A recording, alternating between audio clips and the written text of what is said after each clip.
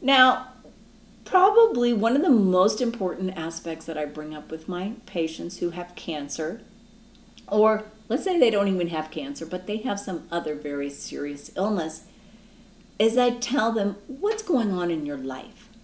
Do you like your job? Do you love the person you're married to or your significant other?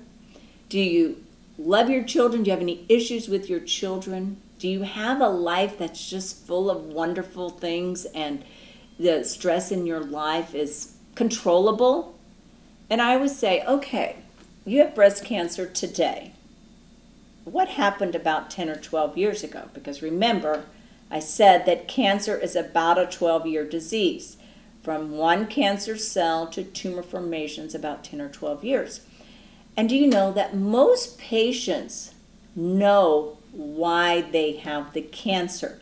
They will usually tell you, oh, I took care of my mother who had Alzheimer's, or I had a child who gave me lots of grief, or I had a mother that I didn't get along with.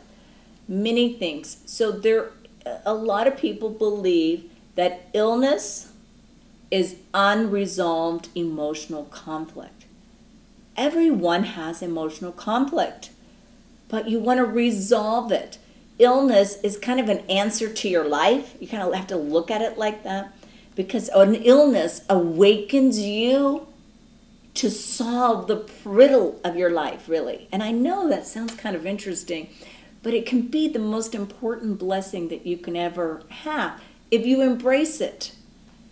You want to understand, why am I here? I'm here for a reason. I've got to sort out all the reasons, and you need to work with a practitioner who's willing to do that.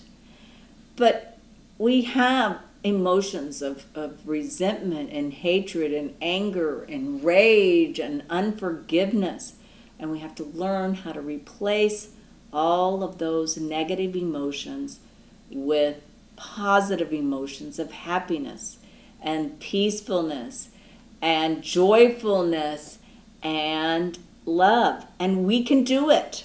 I know it's difficult. Sometimes you have to work with someone to resolve those unresolved emotional conflicts, but it will be the best thing you ever did in your life.